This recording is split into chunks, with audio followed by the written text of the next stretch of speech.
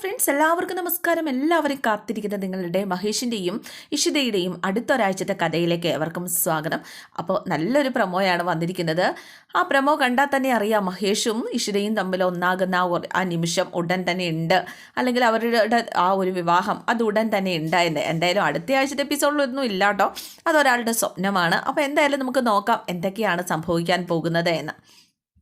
അങ്ങനെ ഇന്നത്തെ എപ്പിസോഡ് അവസാനിപ്പിക്കുന്ന സമയത്ത് നമ്മുടെ ഇഷിത ചിപ്പിമോളെ കാണാനായിട്ട് ചിപ്പിമോളുടെ ആഗ്രഹപ്രകാരം അവിടെ വന്നിരിക്കുകയാണ്. അപ്പം ആ സൂരജൊക്കെ ആയിട്ട് ചിപ്പിമോൾ ഭയങ്കര കൂട്ടായി. ഇഷിതാമ്മ എന്ന് ഞാൻ വിളിച്ചോട്ടെ, ഞാനും ഇനി അങ്ങനെ വിളിക്കൂ എന്ന് കൊച്ചു പറയുന്നത് കേട്ട് സ്തംഭിച്ചിങ്ങനെ നിൽക്കുകയാണ് നമ്മുടെ ഇഷിത. എന്തായാലും ആ ഒരു സമയത്താണ്, ഇവളും മറുപടിയൊന്നും പറഞ്ഞില്ല കേട്ടോ, ആ ഒരു സമയത്താണ് നമ്മുടെ രചന അങ്ങോട്ടേക്ക് വരുന്നത്. രചനയും ആകാശം കൂടി. അപ്പോൾ രചന പെട്ടെന്ന് ആയമ്മയോട് വന്നിട്ട്, ഇത് എന്ത് ഇവിടെ നിൽക്കുകയാണോ, ഞങ്ങൾ അവിടെ എവിടെയൊക്കെ അന്വേഷിച്ചു എന്നറിയാവോ, ഒന്നും പറയാതെ ഇങ്ങോട്ടേക്ക് ഇറങ്ങിപ്പോകുന്നത്, നിങ്ങൾ എന്താ ഈ കാണിക്കുന്നത് എന്നൊക്കെ ചോദിച്ച് ദേഷ്യപ്പെട്ടുകൊണ്ടാണ് നമ്മുടെ രചന അങ്ങോട്ടേക്ക് വന്നത്. പെട്ടെന്ന് ഇഷിതയെ കണ്ട് രചന ആ ഒരു ദേഷ്യമൊക്കെ മറച്ചു വെച്ചുകൊണ്ട് അപ്പോഴേക്കും ആയമ്മ പറഞ്ഞു, അത് ഡോക്ടർ ഇഷിതയെ കാണണമെന്ന് പറഞ്ഞു. കുട്ടി വാശി പിടിച്ച് അങ്ങനെ ഡോക്ടർ വന്നതാണ് എന്ന് പറഞ്ഞപ്പോഴേക്കും ഓടി ഇഷിതയ്ക്ക് അരികിലേക്ക് ചെന്നു. ഒരുപാട് നന്ദിയുണ്ട് കേട്ടോ, എൻ്റെ മോള് ആഗ്രഹിക്കുന്ന സമയത്ത് മോളുടെ അരികിലെത്തിയല്ലോ, എന്തായാലും വളരെയധികം സന്തോഷമുണ്ട്. അപ്പം ചിപ്പി മോൾ ഇങ്ങനെ വാശി പിടിച്ചു എന്ന് അറിഞ്ഞു, അതുകൊണ്ട് വന്നതാണ്. പിന്നെ ഞാനിന്ന് ഫ്രീ ആയിരുന്നു, ഇതെൻ്റെ സിസ്റ്ററിൻ്റെ കുഞ്ഞാണ്, ഞങ്ങൾ വെറുതെ പിക്നിക്കിനൊക്കെ പോകാനൊക്കെ ആയിട്ട് ഇരുന്നതാണ്. ആ ഒരു സമയത്താണ് ചിപ്പിമോൾ വിളിക്കുന്നത്. എന്തായാലും വളരെ സന്തോഷമായി എന്നൊക്കെ ഇങ്ങനെ പറയാം കേട്ടോ. അപ്പോൾ എന്താ കേസിൻ്റെ കാര്യം എന്തായി എന്നിങ്ങനെ പറഞ്ഞു കഴിഞ്ഞപ്പോഴേക്കും കോടതിക്ക് അറിയാം കുഞ്ഞ് എവിടെ നിൽക്കണമെന്ന്, അതുകൊണ്ട് കുഞ്ഞിനെ അമ്മയുടെ കൂടെ നിൽക്കട്ടെ എന്ന് തന്നെയാണ് കോടതി വിധിച്ചത് എന്നൊക്കെ ഇവരിങ്ങനെ സംസാരിച്ചുകൊണ്ട് നിൽക്കുകയാണ്. അപ്പോഴേക്കും ആകാശ് വന്നിട്ട്, എന്തായാലും ഡോക്ടർ ഇഷിതയെ ഉള്ളതുകൊണ്ടാണ് കുഞ്ഞിനെ രചനയ്ക്ക് കിട്ടിയത്, രചനയുടെ സങ്കടം അത് എത്രമാത്രം ഒന്ന് പറഞ്ഞറിയിക്കാൻ പറ്റില്ല കേട്ടോ എന്നൊക്കെ പറഞ്ഞുകൊണ്ട് ഒരുമാതിരി അഭിനയിച്ച് സംസാരിക്കുകയൊക്കെ ചെയ്യുക. പക്ഷേ ഇഷിതയ്ക്ക് ഇതിലെ കള്ളത്തരം തിരിച്ചറിയാൻ സാധിച്ചില്ല. എന്നാലും നമ്മുടെ ഇഷിത അത് കൂടുതലങ്ങ് ആ ഒരു മോഹന വാഗ്ദാനങ്ങളിലോട്ട് വീണു പോയുമില്ല. ഈ സമയത്താണ് മഹേഷ് കാണുന്നത്. ഈ ഇഷിതയും രചനയൊക്കെ കൂടി ഇങ്ങനെ സംസാരിച്ചുകൊണ്ട് ഇങ്ങനെ നിൽക്കുകയാണ്. ചിപ്പിമോൾക്കരികിൽ നിന്നിട്ട് സംസാരിച്ചുകൊണ്ട് ഇങ്ങനെ നിൽക്കുകയാണ്. എന്തായാലും പെട്ടെന്ന് ഈ ഇഷിത മഹേഷിനെ കണ്ടവടിയോ ഒന്ന് പരിങ്ങിയിട്ടോ. കാരണം മഹേഷ് തോറ്റു മടങ്ങുന്ന ഒരു മനുഷ്യനാണ്. ആ മനുഷ്യനിൽ എവിടെയോ ഒരു മനുഷ്യനുള്ളതായിട്ട് ഇഷിതയ്ക്ക് പലപ്പോഴും ഫീൽ ചെയ്തിട്ടുണ്ട്. എന്നാലും തൻ്റെ അച്ഛനോട് കാണിച്ച ക്രൂരതയൊക്കെ മനസ്സിലിങ്ങനെ തികട്ടി വരുന്ന സമയത്ത് അവനോട് ദേഷ്യവും പകയൊക്കെ തോന്നാറുണ്ടെങ്കിലും എന്തോ ചെയ്യുന്നത് തെറ്റോ ശരിയോ ഒന്ന് തിരിച്ചറിയാൻ പറ്റാത്തൊരവസ്ഥയിൽ ഇങ്ങനെ നിൽക്കുകയാണ്. എന്തായാലും ഇപ്പോൾ ഒന്നും പറയാനൊന്നും നിൽക്കണ്ട എന്ന് പറഞ്ഞുകൊണ്ട് നമ്മുടെ വിവേക് മഹേഷിനെ അവിടെ നിന്ന് പിടിച്ചുകൊണ്ട് പോയപ്പോഴേക്കും ചിപ്പിമോൾ ഓടി ഡാഡിയെന്നും പറഞ്ഞു ചിപ്പിമോൾ ഓടി കൊച്ചിനരികിലേക്ക് മഹേഷിനരികിലേക്ക് വരികയാണ് കേട്ടോ. ഡാഡി ഞാനും വരട്ടെ ഡാഡിയുടെ കൂടെ. അപ്പോഴേക്കും വേണ്ട മോളെ ഇപ്പോൾ വരണ്ട എന്ന് പറഞ്ഞുകൊണ്ട് പെട്ടെന്ന് കാറിലേക്ക് കയറി അങ്ങ് പോവാണ് കേട്ടോ. അപ്പോഴേക്കും ചിപ്പിമോൾ ആകെ സങ്കടപ്പെട്ട് കരയുന്ന അരികിലേക്ക് ഇഷിത ഓടി വന്നു. മോള് കരയണ്ട, ഡാഡി എന്നെ കൊണ്ടുപോയില്ല എന്നും പറഞ്ഞ് ചിപ്പിമോൾ കരച്ചിലാട്ടോ. അപ്പോഴേക്കും നമ്മുടെ ആകാശ് വന്നിട്ട്, നിങ്ങൾ മോളുടെ ഡാഡിക്ക് മോളെ വേണ്ടല്ലോ, അതുകൊണ്ടാണല്ലോ മോളെ കൊണ്ടുപോകാതിരുന്നത്, മോൾക്ക് അമ്മയില്ലേ, ഈ അങ്കിളില്ലേ എന്നൊക്കെ ഇങ്ങനെ ചോദിക്കുക കേട്ടോ. വീടങ്ങോട്ട് എന്നും പറഞ്ഞ് കൊച്ചിൻ്റെ തോളത്തേക്ക് കൈവച്ച ആകാശിനെ തട്ടി മാറ്റിയിട്ട് ഇഷിതയ്ക്ക് അരികിലേക്ക് ഓടിച്ചെന്ന് കെട്ടിപ്പിടിച്ചിട്ട് കൊച്ച് കരയാണ് കേട്ടോ. അപ്പോൾ സങ്കടപ്പെടുകയൊന്നും വേണ്ട എന്നൊക്കെ ഇങ്ങനെ ഇഷിത സമാധാനിപ്പിക്കുകയാണ്.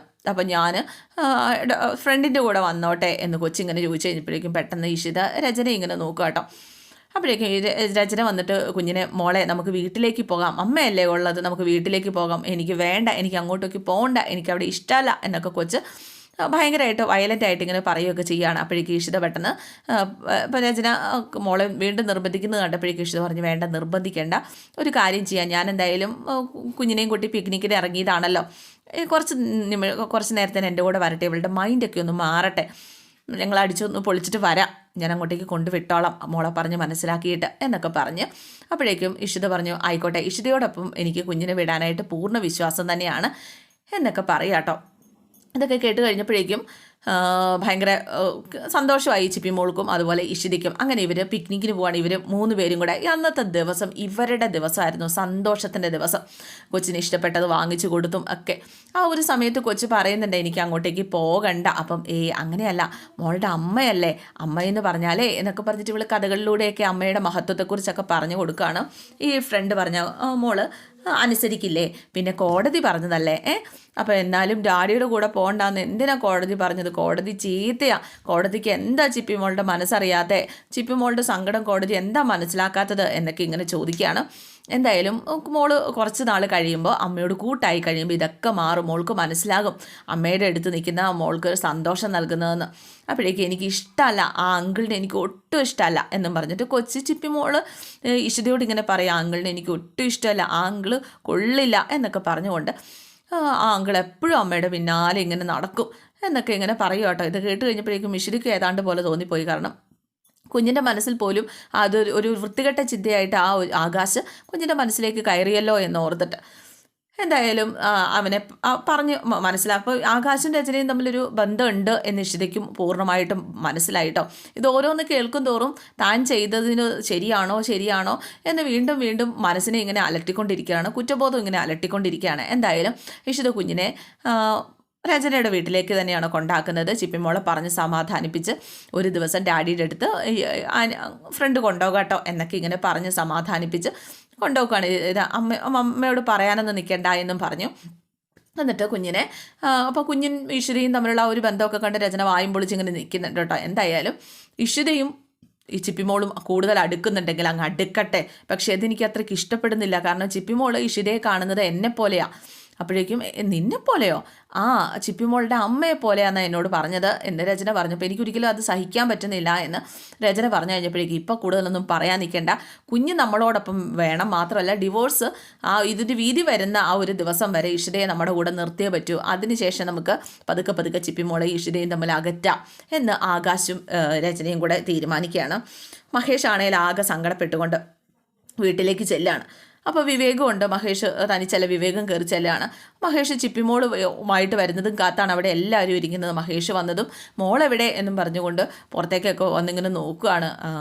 ഈ സ്വപ്നവല്ലി ഭയങ്കര സന്തോഷത്തോടെ പ്രതീക്ഷയോടെ എല്ലാ പ്രതീക്ഷകളും കാറ്റിപ്പറത്തിക്കൊണ്ട് മഹേഷ് പറഞ്ഞു, കുഞ്ഞിനെ നമുക്ക് വിട്ട് തന്നില്ല അമ്മ എന്നും പറഞ്ഞ് കോടതിയും എന്നോട് കരുണ കാണിച്ചില്ല എന്നൊക്കെ പറയാം കേട്ടോ. അപ്പോൾ വിവേക് നടന്ന കാര്യങ്ങളൊക്കെ ഇങ്ങനെ പറയാം. മഹേഷ് സങ്കടത്തിലാണ്, നിങ്ങളും കൂടി അവനെ സങ്കടപ്പെടുത്തരുത്. എന്തായാലും ചിപ്പിമോളെ നേടിയെടുക്കാനുള്ള അന്തിമ ആ ഒരു തീരുമാനം നമുക്ക് തന്നെ അനുകൂലമാക്കാനുള്ള രീതിയിൽ എന്തെങ്കിലും തെളിവ് നമ്മൾ ഉണ്ടാക്കണം. അല്ലാതെ ഒന്നും ഇനി മുന്നോട്ട് പോയിട്ട് കാര്യമില്ല. കാരണം അവരേറ്റവും കൂടുതൽ കൊണ്ടുവന്നത് ഡോക്ടർ ഇഷിതയുടെ ആ ഒരു സ്റ്റേറ്റ്മെൻറ്റാണ്. ഇഷിതയുടെ ആ സ്റ്റേറ്റ്മെൻറ്റ് തിരുത്തി പറയിക്കുകയാണെങ്കിൽ തീർച്ചയായിട്ടും നമുക്ക് ഗുണം ചെയ്യുകയുള്ളൂ. ചിപ്പിമോളെ നമ്മുടെ കയ്യിലിരിക്കും എന്നൊക്കെ ഇങ്ങനെ പറയാം. ഇതൊക്കെ കേട്ട് കഴിഞ്ഞപ്പോഴേക്കും എന്ത് ചെയ്യണം എന്നൊന്നും അറിയില്ല. ഇഷിതയോട് കല്ലിപ്പ് മൂക്കുകയാണ് സ്വപ്നവല്ലിക്ക്. അങ്ങനെ ഇഷിതയുമായിട്ട് പുറത്ത് വെച്ചിട്ട് കൊമ്പ് കോർക്കുകയാണ്. എൻ്റെ മകൻ്റെ അവസ്ഥ, എൻ്റെ മകൻ്റെ ഈ ദുരവസ്ഥയ്ക്ക് കാരണം നീ ഒരുത്തിയാണ് എന്നൊക്കെ പറഞ്ഞുകൊണ്ട് ഇഷിതയുമായിട്ട് കൊമ്പ് കോർക്കുന്നുണ്ട്. അപ്പോൾ ഇഷിതയാണെങ്കിൽ ഇവരുടെ ഈ വായ്ത്താളത്തിന് എതിര് പറയുന്നതായിരുന്നു. പക്ഷേ ഇപ്പോൾ അവർ പറയുമ്പോൾ എന്തോ തൻ്റെ ഉള്ളിലൊരു മുള്ളു കൊള്ളുന്ന പോലെ ഒരു വേദന തോന്നുകയാണ്. കാരണം ഇവർ പറയുന്നതിൽ പകുതിയും കാര്യമുണ്ടോ എന്നൊരു ചിന്തയൊക്കെ ഇവരുടെ മനസ്സിലേക്ക് വരികയാണ് കേട്ടോ. എന്തായാലും ഇവർ പറഞ്ഞ വാക്കുകളൊക്കെ കേട്ട് നിൽക്കുകയും മറുപടി ഒന്നും കൊടുക്കാതിരിക്കുകയൊക്കെ ചെയ്യുന്നത് സുചിത്രയും പ്രിയാമണിയും കാണുകയാണ്. പ്രിയാമണി വന്നിട്ട് സ്വപ്നവല്ലിയോട് ദേഷ്യപ്പെടാൻ തുടങ്ങി കഴിഞ്ഞപ്പോഴേക്കും അമ്മ വേണ്ട എന്നും പറഞ്ഞിട്ട് ഈ പ്രിയാമണിയുടെ അകത്ത് കയറി പോകാനായിട്ട് ഇഷിത പറയാണ്. അപ്പോൾ മോളെ നിനക്ക് എന്താ പറ്റിയ? അവരത്രയും കിടന്നരച്ച് പറഞ്ഞിട്ടും നീ എന്താ മറുപടി ഒന്നും പറയാതിരുന്നത്? അപ്പോഴേക്കും എനിക്ക് എന്തോ പറയാൻ തോന്നിയില്ല. അവരുടെ സങ്കടം സത്യമാണെന്ന് എനിക്ക് തോന്നിപ്പോയി എന്ന് ഇഷിത ഇങ്ങനെ പറയാം. അപ്പം നീ പറയുന്നത് മഹേഷാണ് ശരിയെന്നാണോ നീ പറയുന്നത്? നീ ചെയ്തതൊക്കെ തെറ്റായിപ്പോയി എന്നാണോ നീ ഇപ്പോൾ പറയുന്നത് എന്ന് ചോദിച്ചു കഴിഞ്ഞപ്പോഴേക്കും എനിക്കറിയില്ല അമ്മ, എനിക്കറിയില്ല എന്ന് സുചിത്രയോടും ഇങ്ങനെ പറയാം. അപ്പോൾ ചേച്ചി എന്താ ഇപ്പോൾ സത്യത്തിൽ ആലോചിക്കുന്നത്? ചേച്ചിയുടെ തീരുമാനം എന്താ? ചേച്ചി എന്തായാലും ആ സ്റ്റേറ്റ്മെൻറ്റ് പറഞ്ഞു. അപ്പോൾ എനിക്ക് എന്തായാലും മൃണാളിനിയെ ഒന്നുകൂടി ഒന്ന് കാണണം എന്നിങ്ങനെ നമ്മുടെ ഇഷിത ഇങ്ങനെ ഉറപ്പിക്കുകയാണ്. സത്യത്തിൽ അന്ന് ആ ഇൻ്റർവ്യൂ നീ കണ്ടതല്ലേ? എന്തൊക്കെയാണ് ഇൻ്റർവ്യൂവിൽ പറഞ്ഞത് എന്നിങ്ങനെ ചോദിച്ചു കഴിഞ്ഞപ്പോഴേക്കും നമ്മുടെ ഇഷിതയോട് ഇൻ്റർവ്യൂവിൽ നടന്ന കാര്യങ്ങളൊക്കെ സുചിത്ര ഇങ്ങനെ പറയുക. അപ്പോൾ ഇൻ്റർവ്യൂവിന് മുമ്പ് ഈ സ്വപ്നവല്ലി ഇവിടെ വന്നിട്ട് ചേച്ചിയോട് അയാൾ മാപ്പ് പറയാനായിട്ട് ഇങ്ങനെ കാത്തിരിക്കുകയാണെന്നൊക്കെ ഇവിടെ എന്തൊക്കെയോ വലിയ ബോംബ് പൊട്ടുന്നൊക്കെ പറഞ്ഞായിരുന്നു. എന്തായാലും ചേച്ചിയെക്കുറിച്ച് അയാൾ മോശമായിട്ട് ഒന്നും പറഞ്ഞില്ല. അപ്പോഴേക്കും ഇഷിത ചോദിച്ചു, ഒന്നും പറഞ്ഞില്ലേ? ഞാൻ ഫ്രോഡാണെന്ന് പറഞ്ഞില്ലേ? ഞാൻ ശരിയല്ല എന്ന് അങ്ങനെയൊക്കെ പറഞ്ഞില്ല അയാൾ? ഇല്ല, അങ്ങനെ ഒന്നും പറഞ്ഞില്ല. ചേച്ചിയെക്കുറിച്ചൊരു വാക്ക് പോലും പറഞ്ഞില്ല. മാത്രമല്ല കുഞ്ഞിൻ്റെ ജീവൻ രക്ഷിച്ചത് ചേച്ചിയാണ് എന്ന് അവർ ഇൻ്റർവ്യൂവിൽ പരാമർശിച്ചു. അത് ശരിയാണ് എന്ന് മാത്രമേ പറഞ്ഞുള്ളൂ, വേറെ ഒന്നും പറഞ്ഞില്ല. അപ്പോൾ ഇതിലെന്തോ ചതി നടന്നിട്ടുണ്ട്. എനിക്ക് ആ ഒരു ചാനലിലേക്ക് നാളെ പോകണം എന്നിങ്ങനെ പറയാം. അങ്ങനെ ചാനലിലേക്ക് നമ്മുടെ ഇഷിത ചെല്ലുകയും സത്യങ്ങളൊക്കെ മനസ്സിലാക്കുകയും ചെയ്യുകയാണ് കേട്ടോ. അപ്പോൾ മൃണാളിനി ആദ്യം ഒന്നും സമ്മതിക്കാനായിട്ട് തയ്യാറായില്ല. എന്തായാലും മൃണാളിനിയുടെ ആ ഒരു ഇപ്പോഴത്തെ ഒരു ആറ്റിറ്റ്യൂഡും അന്ന് കണ്ട ആറ്റിറ്റ്യൂഡും ഒക്കെ തമ്മിൽ ഈ ഇഷിത സത്യം മനസ്സിലാക്കുകയാണ്, എന്തോ ഇതിൽ കളികൾ നടന്നിട്ടുണ്ട് എന്ന്.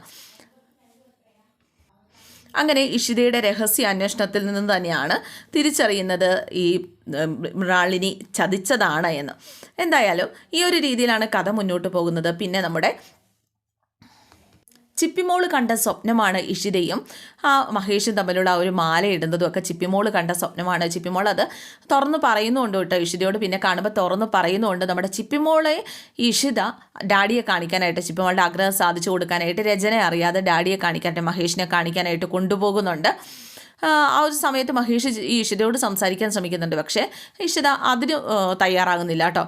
ചിപ്പിമോളുടെ ആഗ്രഹം സാധിച്ചു കൊടുക്കണം എന്ന് മാത്രമേ ഞാൻ ചിന്തിച്ചുള്ളൂ എന്ന് മാത്രമാണ് ഇഷിത പറയുന്നത്. എന്തായാലും ചിപ്പിമോ അങ്ങോട്ട് മാത്രമല്ല വീട്ടിലേക്ക് കൊണ്ടുപോവുകയും ചെയ്യുന്നുണ്ട്. അപ്പോൾ ഇതൊക്കെയാണ് വരാനിരിക്കുന്ന എപ്പിസോഡിലെ വിശേഷങ്ങൾ. എല്ലാവർക്കും ഇഷ്ടമായി എന്ന് വിചാരിക്കുന്നു. നാളെ കൂടുതൽ പ്രൊമോ വിശേഷങ്ങളൊക്കെ ആയിട്ട് വരാട്ടോ. നിങ്ങൾ ഇഷ്ടപ്പെട്ടിട്ടുണ്ടെങ്കിൽ ലൈക്ക് ചെയ്തിട്ട് കാണുക. സിയോഗി, താങ്ക് യു.